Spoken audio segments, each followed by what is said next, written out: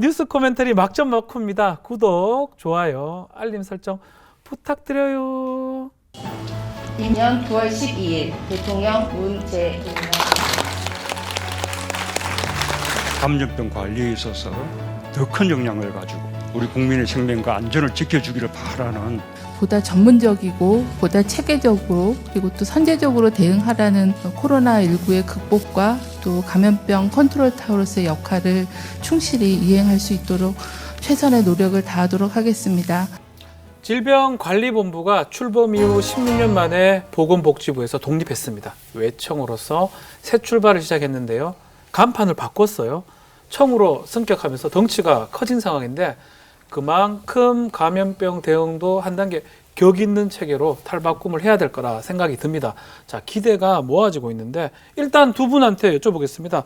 자, 본부에서 청으로 승격했습니다. 어떻게 보십니까? 네, 우리가 이제 국가에서 감염병 대응할 네. 때 그만큼 이 감염병 대응을 잘 해야 된다는 국민적 염원의 결과라고 봅니다. 질병관리본부보다는 청으로 승격한 이후에 여러 가지 전문성이나 독립성을 강화할 수 있는 계기가 마련될 것이다. 그런 부분에서 아주 잘한 부분이다. 아주 잘한 거다. 예. 점수 좀 많이 주십니까? 예, 저는 네. 개인적으로 아주 감회가 남다른데요. 아, 그래요? 예, 2004년도에 그 국립보건원을 질병관리본부로 만드는 때 제가 이제 대통령 비서실에 담당 주무행정관을 했었습니다. 굉장히 그때 뭐 예를 들면 300명밖에 안 되던 예. 저 조직을 600명을 만들라니까 중앙부처가 무슨 애들 장난이냐, 갑자기 2배로 띄우는 게 어디 있느냐라고 그때 행자부가 반대하고 예. 그때는 이제 그 기재부가 기획예산차고 돈을 줘야 재경부로, 되는데. 나눠져 있는데 돈을 줘야 되니까 예. 또 그런 쪽도 반대하고 심지어는 당사자인 복지부도 그건 또 너무 심한 게 아니냐. 왜냐하면 다른 부서에서 이제 단순 순증원이 아니고 그렇죠. 차출도 하고 해야 인원 되니까 받아야 되니까. 예, 반발도 있고 이렇게 하고 굉장히 힘들었는데 네. 그게 만들어 놓고 나서는 별 기능을 못 하고 메르스 때는 좀 사실은 존재의 의미가 좀 약했는데 아하. 지금 잘하는 것을 보니까 그때 300명 지원하려고 그렇게 고생을 했는데 이제 거의 한 1,476명, 그 1,500명 가까운 조직이 되고 또 별도의 청으로 되고 하는 걸 네. 보니까 정말 좀 감개무량하다라는 말이 우선 앞서고요. 예. 또 기대가 굉장히 커집니다. 뿌듯해 보이세요, 우리 예. 대표님. 사실 이 네. 질병관리청 청. 아직까지는 많이 좀 어색합니다. 사실 별다른 감흥이 없기도 했거든요. 네. 근데 가만히 생각을 해보니까 청이 뭐가 있지? 검찰청, 국세청 이런 것들을 생각해보니까 이 좀 실감이 나기 시작하더라고요. 근데 그렇죠. 많은 국민들께서 사실 어떤 게 달라지는지 잘 모르고 계실 것 같습니다. 이 공권력 행사에 있어서 그만큼 더 힘이 생기는 것인지 구체적으로 어떤 것들이 좀 달라지는 것인지 좀 궁금합니다. 예. 우선 가장 큰 것은 이제 청이 되면 일단 저 별도의 법적 기관으로서 이 행정적인 권한을 행사할 수 있는 거 이게 굉장히 큽니다. 별도 기관이다. 예, 왜냐하면 그 모든 것이 복지부 장관을 통해서 행사하는 그런 행태로 네. 공문 하나도 청장 이름이 되면 별도를 낼 수 있기 때문에 그 위상에서 굉장히 큰 차이가 나는 부분이 하나 있고요. 두 번째 뭐 조직이나 인사나 예산이 독립된다 이런 부분도 크고 또 실제로 지금 그동안 못 해왔던 여러 가지 일들을 할 수 있는 조직들을 늘어날 수 있는 그런 근거가 마련되었고 정부조직법에 이게 다 반영이 됐습니다. 네. 그리고 당장 코로나19 대응하는 것도 문제이긴 하지만은 네. 그 새로운 전염병도 있고 재전염되는 네. 예를 들면 홍역은 완전히 퇴치됐다고 선언했는데 다시 재유행이 돼갖고 우리나라에 그렇죠. 20년 초에 만 6명 아이가 죽고 이런 일이 벌어졌는데 그런 일들이 자꾸 벌어질 거기 때문에 이 부분을 국가의 어떤 저 국방과 마찬가지로 방역 체계를 좀 갖추고 있어야 되는데 이제 그것을 위한 단초가 좀 마련되었다 이런 측면에서는 굉장히 큰 의미가 있다고 봅니다. 자, 근데 이 질병관리청 이제 중앙 부처가 됐는데 청의 출범 전부터 논란이 좀 있었어요. 국립보건연구원 이것을 복지부에 넣느냐, 질병관리청에 넣느냐 논란이 계속됐었어요. 이거는 왜 그렇게 얘기가 된 겁니까? 네. 궁극적으로는 이 연구 기능은 독립해야 된다고 아, 이것도 독립해야 된다 또. 왜냐하면 감염병뿐만 아니라 이런 여러 가지 보건의료의 R&D 부분은요. 여러 부처에 사실 아우러서 지금 진행이 되고 있거든요. 네. 예를 들어서 보건복지부도 관여가 있지만 네. 보건산업진흥원에서도 연구 수주를 하고 있고요. 또한 과학기술정통부에서도 하고 있고요. 이런 연구들이 각각에서 분절되어서 수주가 되고 있기 때문에 연구 비용이나 아니면 연구 과제의 효율성이 전문성이 매우 떨어집니다. 그런 부분에 있어서는 전문가들께서도 매우 힘들다고 고통을 호소하고 계시는데요.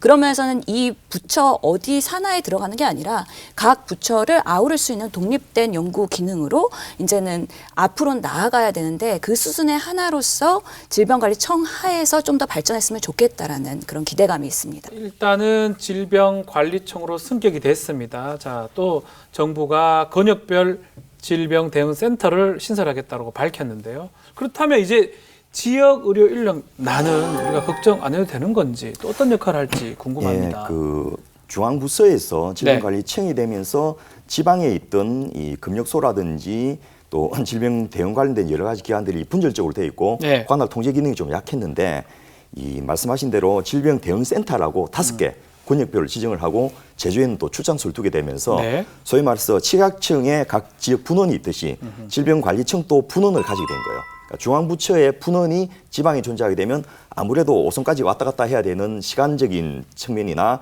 또 공문서가 왔다 갔다 해야 되는 그런 측면들이 훨씬 좀 부담이 줄어들 장점이 있고요. 어허. 지방 정부의 공무원은 중앙부처에서 관리 못 하거든요. 네. 지방 공무원 정원 총액 예산제를 해갖고 예산을 주면 정원을 늘릴 수는 있는데 그 안에서 이제 우선순위가 또 지방마다 다르다 보니까 그만큼 확충되지 않을 우려도 있지만은 어쨌든 전체적으로 늘어날 수 있는 법적 근거는 만들었다.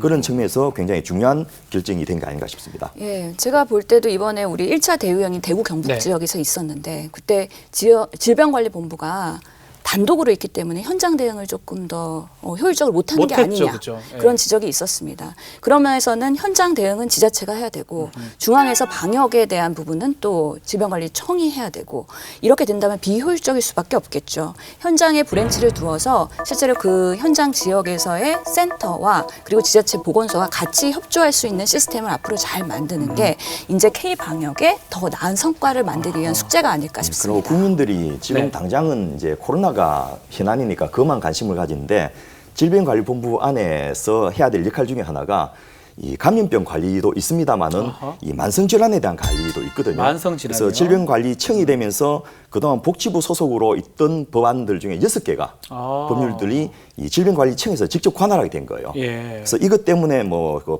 법안 자체가 바뀌는 것이 한두 가지 아닙니다. 예를 들면 학교보건법 같은 것도 네. 이제는 질병관리청에서 직접 교육부로 그 통보를 한다든지 그 협력을 하는 게 가능해지는데 그 안에 이 건강증진법이 들어 있습니다. 질병관리청에서 건강증진법. 그러니까 만성질환, 네. 고혈압, 당뇨병, 비만 같은 것도 질병관리청이 이제 직접 관할하게 되고 지역에 있는 센터들이 각 지역의 상황에 맞춰서 우선순위라든지 이런 이제 가중치를 정해서 그런 정책들을 펼칠 수 있는 근거가 만들어졌다는 측면에서도 국민에게는 굉장히 좀 혜택을 많이 줄 수 있는 그런 이 법안이 아닌가 싶습니다. 네, 질병대응센터가 만들어진 얘기까지 했는데 이번에 질병관리본부에서 질병관리청으로 승격이 되면서 이분 참 주목이 됩니다. 우리의 방역 목표는 코로나19의 발생 규모와 속도를 최대한 억제하고 통제해 나가는 장기 유행 억제 전략을 추진 중입니다. 백신과 치료제 개발도 총력 지원하겠습니다. 신임이라고 하기도 그렇습니다. 정은경 질병관리청장, 뭐 K방역의 주역이라고 또 방역 대통령이다 이런 별명도 있지 않습니까? 자, 어떤 역할을 앞으로 어떻게 할지 또 이제껏 또 관리본부장을 했는데 이 역할은 잘했는지 말들이 좀 있었어요. 예, 우선 제가 이제 개인적으로 네. 이 정경 청장님하고 같이 공부를 했었어요. 친분 그 정경 관계. 청장님은 이제 그 가정의학 전문의이면서 예. 이제 학위를 우리 학교에서 같이 했고 예, 같은 교실에서 공부를 했습니다. 역학을. 그럴 때 보니까 굉장히 꼼꼼하고 굉장히 착실한 네. 이런 점 때문에 교수님이 인정을 해가지고 되게 흐뭇해하시요 지금 예, 보니까. 자네는 우리 앞으로 공무원 해라 뭐 이런 이야기도 오, 예. 사석에서 하시고 이렇게 네. 했는데 우리가 임진왜란을 앞두고 네. 네. 혹시 이순신 얘기하시려고 그렇습니다. 아이고야, 이거 이순신입니까?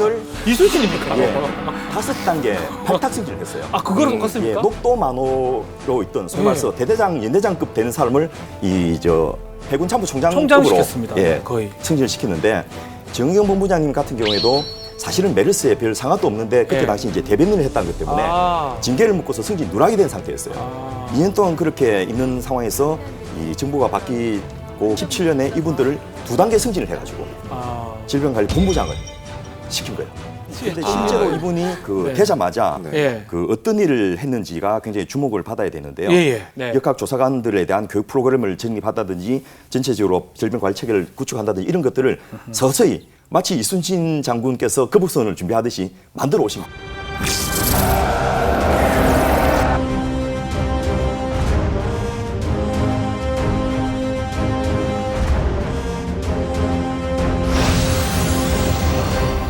너무 예. 극찬을 하시네요. 그러면서 요즘 이렇게 위인에 K방송에 비유하는 게 성공하게 조금 됐거든요. 민감하긴 하거든요.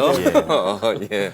그래서 아, 그런 그런데 점에서 참 이거는 그 특정 개인에 대한 우리가 찬양이나 이런 걸 떠나서 네. 네. 대한민국이 천운이 있다 이런 생각을 제가 자꾸 듭니다. 돈이 있다.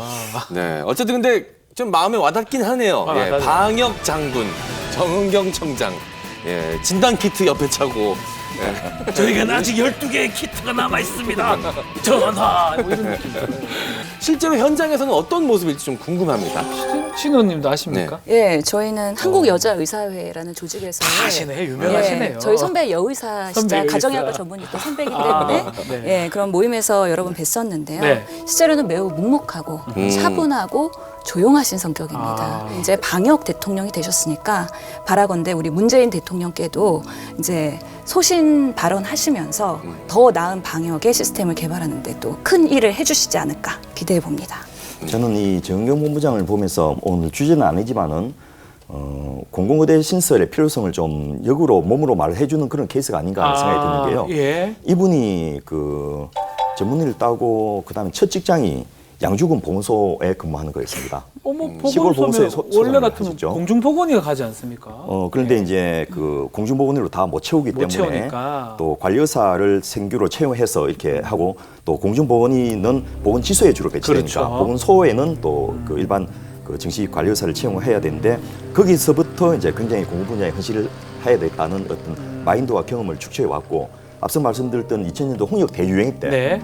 이 한꺼번에 680만 명을 예방 접종을 시켜야 되는 거예요. 아, 그때 이분이 국립보건원의 훈련부에서 역학조사 담당관을 하면서 이 역할을 질병관리본부로부터 위임받아서 이분이 이제 그 예방접종 계획을 680만 명 돼서 세운 거예요. 본인이요? 예, 그래서 굉장히 그걸 세밀하게 잘 했던 것 때문에 발탁이 돼서 이제 승진도 하게 되고 또 나중에 질병관리본부가 될 때 복지부에서 이분을 차출하게 되는 그런 보건소에 안 갔으면 어릴 뻔했습니까? 그렇습니다. 그래서 좀 그 좋은 의사들이 많지만은 임상을 하는 의사들을 예. 더하기 이런 정책과 그 일선 이제 방역 행정을 하는 그런 의사들도 필요한데 그런 분들을 양성하는 이 과정들이 이렇게 좀 있어야 되지 않겠나라는 것을 정경 본부장 청장님의 사례를 보면서 많이 좀 생각을 하게 됩니다. 네. 자, 정은경 청장도 주목을 받고 있지만 또 보건복지부 제2차관으로 강도태 차관 임명이 됐습니다. 상대적으로 좀 덜 알려진 인물인데 이분은 또 위인으로 비교하면 어떤 분이시죠? 그 2006년도에 제가 보건복지부 근무할 때 같이 그분 그때 또 같이 근무했습니까? 아, 도대체 그 예. 모르시는 분이 모르시는 분 없으신 것 같아요. 없어요. 예. 가세요 쪽에 그냥. 이제 한 2, 30년 하다 보니까 자연스럽게 그게 되는데 네. 일단 그분이 그 전에 무슨 역할을 했느냐를 보시는 게 굉장히 중요할 것 같은데요.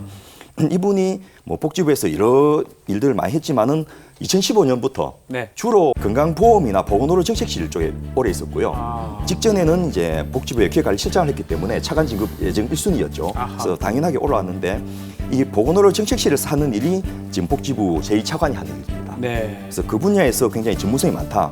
예를 들면 건강보험 정책, 또 건강증진 정책, 또 보건산업정책, 보건의료 인력관리라든지 의료자원 관련 정책, 특히나 의료급여라든지 정신건강 이런 것들 다 관리하고 있기 때문에 이 저 제2차관이 질병관리청하고 서로 협조하고 그렇죠. 예, 복지부의 이 복지정책과도 연계하고 이런 식의 역할을 할 수 있는 굉장히 적임자를 잘 뽑았다. 예, 그렇게 아, 봅니다. 잘 뽑았다 네. 하네요. 네. 혹시 또 아십니까? 저는 예. 21대 국회에 들어와서 여러 번 뵀고요. 아. 사실 뭐 실장님 하실 때부터 이제 차관한 네. 되시는 과정을 봤는데 인맥 자랑 대결이 됐어요, 갑자기. 아니 저는 매우 취약한 인맥을 지금 말씀드리는데 네. 하여튼간에 이 보건복지부의 복수차관제가 된 것은 매우 환영할 일입니다. 그동안에 의료계의 염원이기도 했습니다. 이 보건복지부가 보건과 복지를 관장하고 있는데 복지가 예산이 더 많고 많고 복지 쪽의 전문가들이 주로 장관과 차관을 했기 때문에 보건의료의 전문성에 대한 항상 부족함이 있었거든요.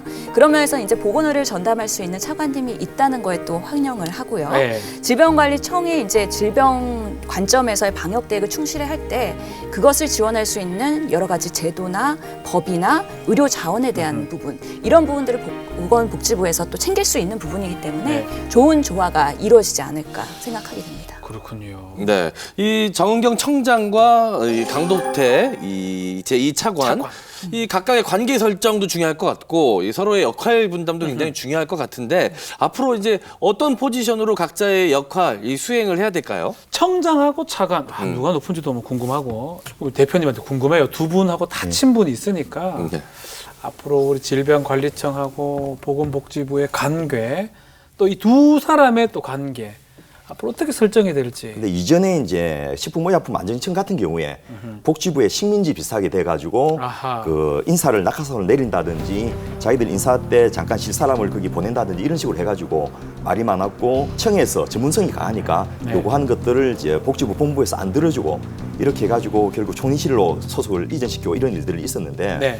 지금까지 코로나 방역에서도 매주 두세 차례 몇 시간씩 복지부와 그 질병관리본부 일대도 협의를 해가면서 진행해 왔었고요. 네. 또 지금 텔레비에 자주 나오는 발표하는 분들 중에서 복지부 소속으로 있는 분들이 대변인, 부대변인 해가지고 발표하는 경우도 많이 있거든요. 예. 그 같은 차관급이고 네. 또 별도의 기관이기 때문에 서로 부딪힐 일이 없게야 하겠습니까만은 같은 목적을 위해서 그 움직이라는 측면에서는 그 부딪히는 것보다는 협조하는 게 더 많을 것이다라는 거 저는 생각을 하고요. 특히나 이제 복지부의 2차관이 된 게 아까 우리 신 의원님께서 말씀하셨지만 보건의료 쪽에서는 오래된 수건이었거든요. 그렇죠. 다른 나라에서는 보건부가 없는 나라가 거의 없습니다. 아하. 우리나라는- 보건복지 두 개 같이 있으니까요. 그렇습니다. 그리고 복지가 너무 커지니까 보건이 아하. 상대적으로 위축돼 있어서 그렇죠. 역할을 제대로 안 해서 국민들이 사실은 뭐 보건의료 부분에서 국가 혜택은 건강 부분 말고는 별로 느껴본 적이 없었는데 네. 이제 이게 2차관이 되면서 좀 더 관심을 가지고 관리를 제대로 할 수 있지 않겠나라는 기대와 희망을 좀 갖게 된대요. 그 2차관의 역할 중에 하나가 뭐 정신보건건강과라든지 네. 이런 여러 가지 그동안은 사실은 좀 국민들이 와닿지 않았던 부분들이 있었는데 그런 분들이 힘을 더 가지게 되는 그런 계가 되면서 이 복지부는 중앙부 소고 본부 기능이고 네. 청은 이제 집행 기능이 더 강한 거죠. 아하. 실무 전문성이 강하고 그렇게 해서 서로 협조하는 그런 관계로 시너지를 내지 않겠나 이런 기대를 해봅니다. 예, 두 분 다 뭐 좋게 이제 평가를 하고 앞으로 장밋빛 어떤 관계를 좀 말씀을 했는데 일단 지금 중요한 거는 코로나19입니다. 네. 이거를 극복을 해야 됩니다. 그렇지만 지금 말씀하신 것처럼 장기적인 대책도 반드시 필요한 상황이고요. 코로나19 같은 감염병이 전문가들 따르면 매년 찾아올 수도 있다라고 얘기를 하는데 감염병 상례화, 장기적 대책 이거 어떻게 우리가 설정을 해야 됩니까? 부서 만든다고 해결될 건 또 아닌 것 같은데 더 이상이 필요할 것 같은데요. 우리 대표님부터요. 예, 일단 사실은 그동안 우리나라가 재수가 좋았어. 아 재수가 좋았어. 예, 잘 버텨왔던 게 사실입니다. 이게 아니 아까 의원입니까? 9점 주시더니 계속 이제 또 재수 좋아서 재수가 그러는 거 9점을 어떻게 주셔놓고 재수 하십니까? 예. 좋다고 지금 말씀. 사스 때도 저희가 돌아보면 아찔할 정도거든요. 아찔했다. 아, 어떻게 이런 정도의 시스템을 가지고 저런 큰 질환을 잘 이겨냈을까 싶을 정도이고 예. 다른 나라들은 GDP 성장이 막 뚝뚝뚝 떨어지는 이런 상황인데 정말 이 정도 인력으로 당사자들은 그 거의 뭐 저 속된 말로 죽을 지경으로 지금 돌리고 있거든요. 예. 외국에서는 어떻게 이 인력으로 이만큼 검사 결과가 나오냐 하고 의심스러워서 거꾸로 한국에 문의할 정도로 그렇게까지 하고 있는데 너무 잘하니까 우리가. 예, 언제까지 그렇게 갈 수 없습니다. 예. 그 제대로 된 저 인력과 시설과 장비와 또 예산 투입해야지 되는데 말씀드렸던 대로 이제는 질병이 또 전염병이 국민 경제, 국민 건강과 그 국가 경제에 미친 역할에 대해서 국민들이 네. 다 알게 됐지 않습니까? 네. 이제는 질병관리청을 계기로 해가지고 서서히 이런 부분에 대해서 이제 비중을 강하게 나가야죠. 인력도 늘리고 돈도 쓰고 예산도 확충하고 이렇게 해야 되는 좋은 계기로 사실은 이 코로나19는 인펙티비티, 전염성은 강하지만은 톡시시티, 치명률은 약하거든요. 다른 질환에 비해서. 네네. 그런 측면에서 전염성이 강한 데다가 독성까지 강한 질환이 오면 더 위험할 수 있는데 빨리 우리가 이런 시스템을 만들어 놓는 것이 마치 전쟁이 없는 동안에 군대를 양성하고 비축하고 무기를 사는 것과 똑같이 이해가 됩니다. 준비해야 될 그런 시점으로서 활용한다면 또 실제로 다른 나라들이 경제가 위축되면서 생산을 못하고 있을 때 우리나라 이때 저 굉장히 많은 이 활동을 정상화함으로써 경제 성장에 또 계기로도 쓰고 있지 않습니까? 네. 방역이 보건의료가 경제 성장에도 기여한다. 이런 것을 국민들이 좀 알게 되는 좋은 계기로 활용할 수 있지 않겠나 싶습니다. 너무 좋은 소리를 많이 하셔서 네. 저는 국민의 입장에서 네. 말씀드리겠습니다. 제가 자가격리 보호자가 돼 보니까 아, 예, 이게 한번 노출이 돼서 예. 이게 자가격리를 하면 14일간 사회 경제적인 모든 활동이 멈춤으로 되는 거잖아요.